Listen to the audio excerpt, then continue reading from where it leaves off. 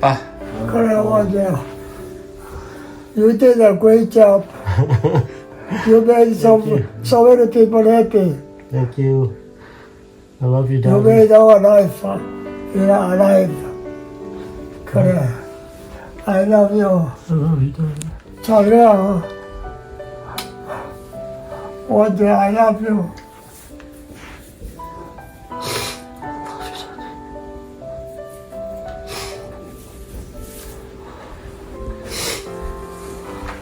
Okay, bye, Papa. We say farewell. See you soon. Adios. 6 weeks. 안녕히 계세요 multiple times a day to friends, family, coworkers, colleagues. And we don't really think about those words too much. In the past 6 months, as my father's health deteriorated, those goodbyes carried enormous significance. Whenever my schedule had a few days of daylight, I would try to go out to see him and spend time with him. Over time, his ability to walk and talk, hear, eat, swallow, or even breathe became increasingly more and more difficult.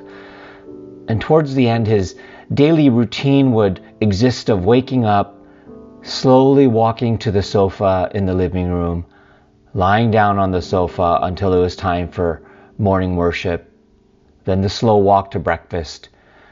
He had to really consciously think about swallowing because of his frequent choking episodes. Then he would go back to laying down on the sofa until it was time for lunch, all the while on supplemental oxygen. The soft rumble of the oxygen concentrator was a constant reminder of his dependence, not only for oxygen, but on my mother, who cooked for him, cleaned him, tended to his daily needs. He constantly reminded me how precious my visits were for him. He loved when I would read the morning devotional and pray for him in the mornings. I think it's only because my voice was the loudest and he could actually hear me when I yelled. And even with his hearing aids, he could barely hear. He would wait for me to come visit him to shave his facial hair or give him a haircut, and thought that I always did such an amazing job, knowing that his only other alternative is my mom, who is legally blind.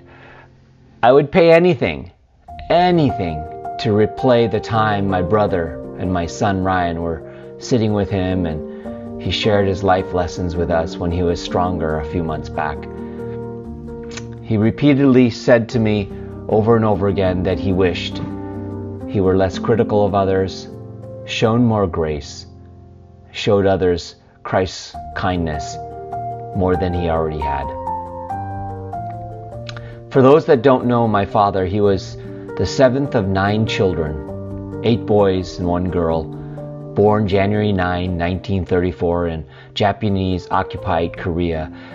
He survived the Korean War as well as the life-threatening diagnosis of tuberculosis in his early 20s. It was during those days of convalescent waiting for an ultimate death, that his mind searched for meaning. The meaning of life, what happens after you die. Now, he was born into a Confucianistic environment, and he ultimately came to the conclusion that there must be a creator, a maker, someone who made the forest that he walked through during the day and the deep, dark universe and the sky that he looked up at night. And he came to the belief that this couldn't have happened by an accident. He had never been exposed to Christianity or the Bible or any other religious belief besides Buddhism. It was during this time period that a few high school girls from the local church stopped by their home and invited them to their church's special meetings. It was on March 5, 1954, that he attended church for the first time. And as he sat there that Friday evening, the pastor spoke on a topic that answered all of his deep questions and earnest searching. And there began his commitment and his conviction in God and the gospel. He would later go on to Samyuk University in Seoul and study theology and became a minister and immigrated to the U.S. in 1970. And he served as a minister until 1997 when he retired at the age of 63. Now, I know that I am very biased being his son, but I must say that I think he was an amazing minister. He was dynamic, he was fiery, he's a great preacher, but he had a soft side to him. He loved his members so much, but at the same time wasn't afraid to call people out when they needed to be corrected, to keep people in line, to control the boardroom and the elders in the church. I really felt like he was a great leader of every church that he attended and that he ministered at. But when I asked him if he could do it all over again, what he would have done differently, he said that he would have preached more on the topic of God's amazing grace and less on doctrines, the do's and the don'ts of religion.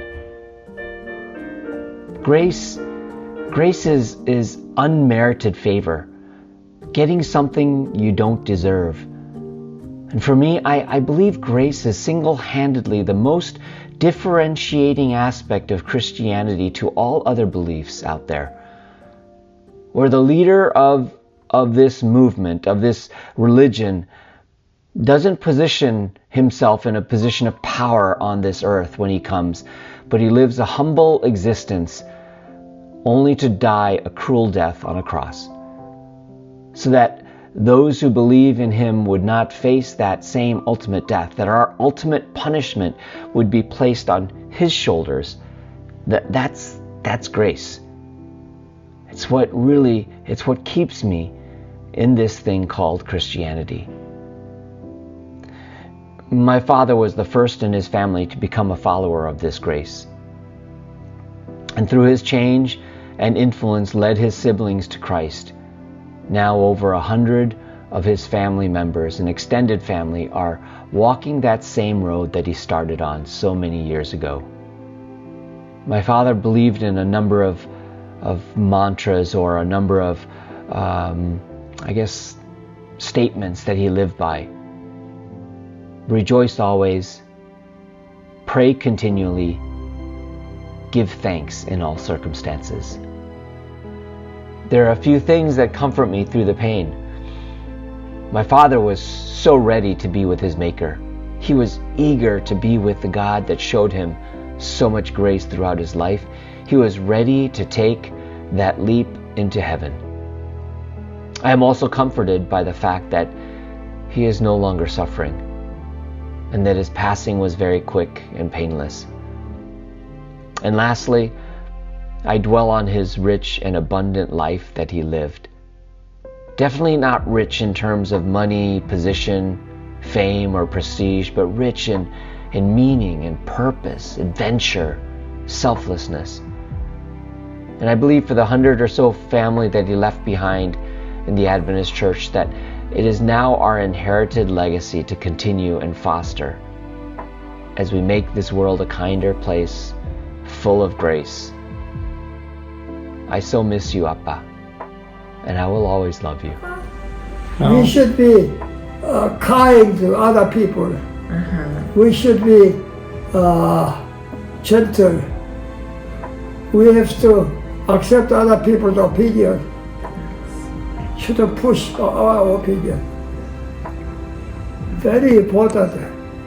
As I grow, now I'm 91 years old, 3 months short. I learn more. We should be more kind and more considerate. I feel very sorry for my sharp word and cutting words and hurt other people. Saying I am true, I'm saying true saying, we should be like Jesus.